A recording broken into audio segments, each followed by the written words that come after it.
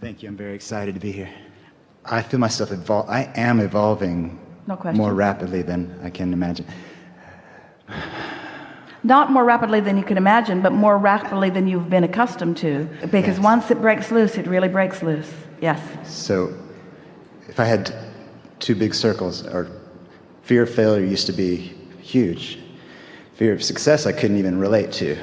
Now fear of failure is like this big, and I'm going to just skip fear of success. And now I just feel like I'm ready just to take in the fast forward of that.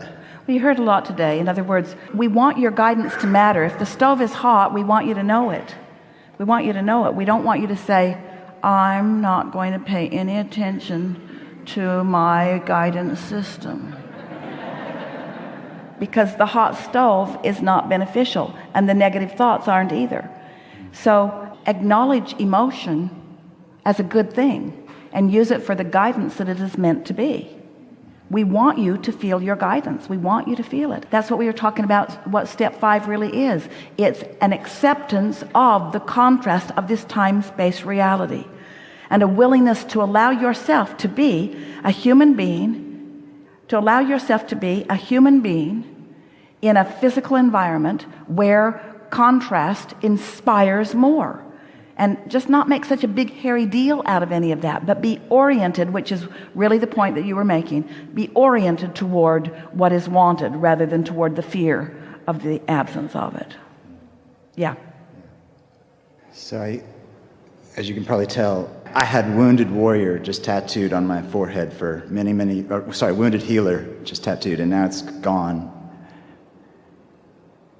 But not always gone. And when I am really present with people, that momentum and that assisting them to move forward and just to bypass, I mean, there's some... Who is it that you're helping specifically?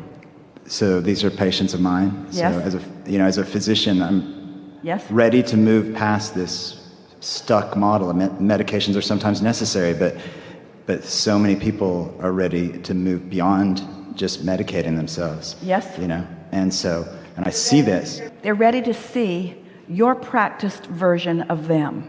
Mm-hmm. So if you have the time and the willingness to find that version of them until it's dominant within you, because of their respect for you, they are likely to begin to believe it themselves. That's what true teaching is. That's what true upliftment is. You can't let them in their brokenness convince you of who they are. You have to hold yourself separate from who they're trying to tell you they are, and know instead who they really are, which means you've got to see their vortex version. And when you tune into your vortex, to your inner being and their inner being will show you their vortex version. So you will be believing in them with everything that you are in a way that no one else ever has, and they will begin to catch glimpses, you're already doing it, as to who they really are and to what's really coming for them. Yeah. It only takes one like you who really sees them as they are to make them forget the way the world saw them. They will leave behind their old version fast. When you utilize this energy that creates worlds, there's that much leverage in alignment, you see. Mm-hmm. And then there's the resistance. There's okay, be ready for a lot of pushback from the establishment, it feels, That's all right. Look at the establishment as wounded too. Mm-hmm. In other words, see them as your biggest, sickest patient. Okay. And try to envision improvement with them too. Don't push back against that, or you disconnect from your resources, you see. One day Esther was watching a commercial and she didn't like what they were pushing, and she sort of slammed the remote down and said, don't you know what you're perpetuating here?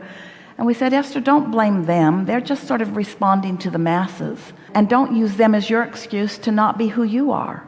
And she heard it really clearly because she was really out of whack. And once she came back into alignment, she realized that pushing against anything, just disempowers you. And then after a while it becomes a sort of cycle where you're disempowered and you blame them, and you blame them and you're disempowered, and you're disempowered and you blame them. And you don't have to do that, because your empowerment didn't come from them, and your disempowerment can't be taken by them. Nobody can take your power away, because nobody can think for you. Nobody can focus for you. They can influence you, but that's just because you're lazy. Nobody can influence you if you care about how you feel.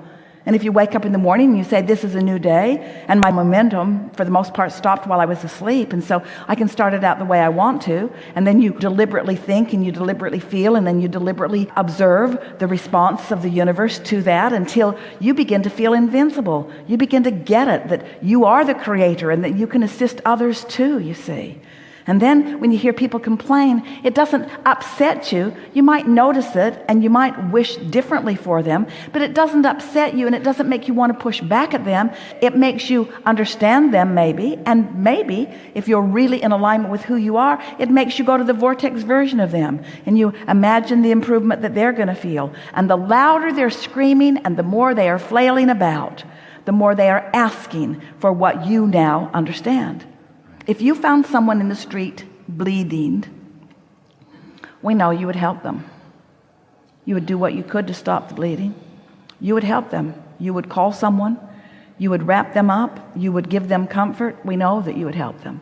But when you find someone cursing or abusing or showing some sort of negative behavior because of the terrible emotional state they're in, you often don't want to help them. You want to add to it. You want to lock them up. You want to punish them. You want to shake your finger at them. You want to condemn them when they are asking for help in every bit as much intensity as someone who is lying on the street bleeding, you see. And as uplifters, it would be like the way some people behave when they see someone who is behaving irrationally or is behaving badly. They push against them with such anger, and that would be like finding someone on the street with a wound and just tearing the wound open more. Oh, you're not bleeding nearly enough. You need to bleed more. And I'm going to put a little curtain up around you so that no one can come and help you. You would never do that. And yet when people misbehave by your standards, instead of understanding them, instead of loving them anyway, instead of loving unconditionally, which means love because you love, not because they deserve your love, but because you do. You deserve to love. It's who you are. Don't use things as your excuse to not be who you are. And of course, as a healer, you figured that out a long time ago, didn't you? You've got to hook into it before you can offer it to someone else. Most interesting thing about healing or about uplifting, this may be the most important thing that we ever tell you about yourself and about those that you spend time with on this earth.